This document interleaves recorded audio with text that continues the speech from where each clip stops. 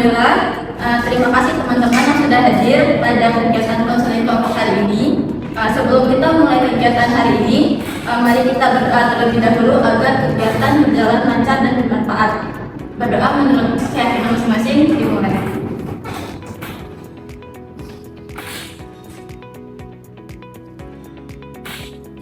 Doa selesai. Sebelum kita memasuki kegiatan ini, apakah teman-teman sudah mengetahui apa itu konseling kelompok? Baik, konseling kelompok itu adalah layanan bantuan yang diberikan oleh guru BK atau konselor kepada beberapa siswa dalam suasana kelompok. Nah, jadi kalau kegiatan ini, setiap anggota dapat berbagi pengalaman, perasaan, dan permasalahan yang sedang dihadapi. Nah, kemudian anggota kelompok itu yang lainnya akan memberikan saran, dukungan, serta solusi yang mungkin dapat membantu anggota kelompok lainnya, seperti itu. Nah, tujuan kegiatan ini adalah agar kita dapat memahami masalah yang dihadapi, menemukan alternatif solusi, serta belajar dari pengalaman anggota lainnya. Sebelum memulai, ada beberapa asas yang harus kita pegang bersama. Pertama, asas kerahasiaan. Semua yang dibicarakan dalam kelompok ini tidak boleh disebarkan kepada orang lain. Yang kedua, itu asas kesukarelaan. Kehadiran dan partisipasi teman-teman dilakukan dengan sukarela. Ketiga, asas keterbukaan. Teman-teman diharapkan jujur dan terbuka saat menyampaikan permasalahan. Apakah teman-teman bersedia menjaga ketiga asas tersebut? Iya. Ya, baik. Sekarang kita saling memperkenalkan diri terlebih dahulu ya. Sebelumnya dari saya dulu, perkenalkan, nama saya Ibu Nisa. Di sini saya sebagai konselor yang akan memandu kegiatan pada hari ini. Selanjutnya bisa dimulai dari sebelah kanan dulu. Oke, nama saya Sima Akira. Jadi perkenalkan, nama saya Nanda Nasaraya. Oke, perkenalkan, nama saya Muhammad Indonesia. Maka saya mengerti. Terima kasih. Sekarang mari kita mengucap ikrar bersama. Saya berjanji untuk menjaga kerahasiaan segala informasi yang diperoleh dalam kegiatan konseling kelompok ini. Dalam kegiatan konseling kelompok ini dan menggunakannya secara bertanggung jawab. Baik, terima kasih. Kegiatan hari ini akan berlangsung sekitar 30-40 menit. Apakah teman-teman siap untuk mengikuti kegiatan sampai selesai? Siap. Baik, setiap anggota nanti akan menyampaikan permasalahannya secara singkat. Setelah itu, kita akan memilih satu masalah yang akan dibahas lebih dalam. Bisa dimulai dari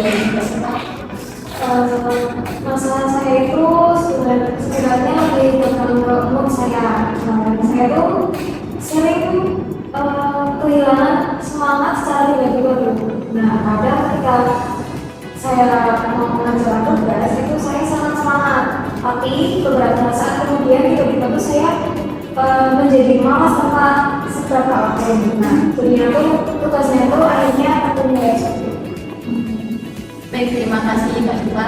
Selanjutnya bisa Untuk kesempatan ini, jadi untuk permasalahannya ini itu saya kurang semangat dalam belajar. Jadi pada saat sekolah itu saya lebih banyak bermain media sosial dan belajar dari dulu. Nah, akibatnya saya itu buru-buru. Terima kasih Mbak. Nah, selanjutnya bisa masuk lagi. Kalau saya sering datang terlambat ke sekolah maupun kegiatan organisasi yang lainnya, saya sebenarnya berniat datang tepat waktu, tapi sering menunda persiapan dan akhirnya terlambat. Baik, terima kasih Mas Fadli. Selanjutnya bisa masuk. Tapi Bu, saya itu sering mengalami di grup WhatsApp itu, misalkan saya ataupun teman itu ada yang ngechat, terus tidak ada yang menanggapi Bu. Nah, kan saya ada yang bingung Bu, apakah saya ada yang salah, lakuin suatu hal yang tidak pas gitu. Untuk pasangan. terima kasih semuanya. Dari keempat permasalahan tersebut, kiranya masalah siapa yang ingin dibahas pada hari ini? Ya silakan Mbak Sna. Saya mau pilih masalahnya seperti Oke, yang lain? Saya juga memilih masalah cepat. Oke. Terus lagi ada lagi yang ingin bertanya? Mungkin lebih pasnya masalahnya siapa yang dibahas hari ini. Baik, kita akan bahas masalah yang dialami oleh Mbak Sipa ya. Mbak Sipa, bisakah kamu menjelaskan lebih rinci mengenai masalah kamu? biasanya tuh saya tuh semangat saat membuat rencana belajarku. Nah, tetapi ketika udah mulai mengerjakan tugasnya, nanti dari itu saya merasa malas ya. Nah, akhirnya itu saya menunda pekerjaan dan memilih untuk bermain HP ini sendiri. Kira-kira sejak kapan hal itu terjadi? Kira-kira itu ya kurang lebih sejak semester ini. Gitu. Apa yang biasanya kamu lakukan ketika merasa malas? Biasanya sih cuma scroll ketika aku menonton video sih. Baik, teman-teman, adakah yang ingin memberi tanggapan atau saran mengenai masalah Mbak Sipa? Ya silakan Mbak Hasna. Menurut saya hasil itu mungkin sekarang jenuh dalam hal ini mungkin bisa mencoba beristirahat terlebih dahulu sebelum belajar, lalu bisa membuat jadwal yang lebih teratur lagi. Terima kasih.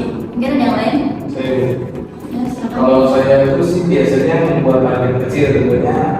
Saya belajar 20 menit dulu, terus kalau saya memberi hadiah kepada diri sendiri seperti makan jajan atau nonton film segala macam. Beri istirahat dulu ya. Iya, seperti itu. Baik, terima kasih. Mungkin ada yang lain? Sudah? Baik, terima kasih. Mbak Sipa, bagaimana pendapatmu tentang saran dari teman-teman? Ya, saya setuju sih Bu. Selama ini saya memang sering langsung bermain HP ketika merasa malas. Dan mungkin saya perlu membuat jadwal yang lebih teratur lagi, lebih rapi, dan juga mengurangi penggunaan media sosial. Bagus sekali. Nah, jadi solusi yang dapat dicoba adalah yang pertama itu seperti membuat jadwal belajar yang teratur. Yang kedua itu membatasi penggunaan media sosial saat belajar. Yang ketiga, memberikan penghargaan kepada diri sendiri setelah menyelesaikan tugas. Yang keempat itu bisa mencari suasana belajar yang lebih nyaman untuk kita belajar. Terus yang kelima itu ada bisa melakukan istirahat yang cukup ya agar tidak mudah jenuh. Nah, apakah Mbak Sipa bersedia mencoba langkah-langkah tersebut? Iya Bu, saya bersedia mencoba. Baik sekali.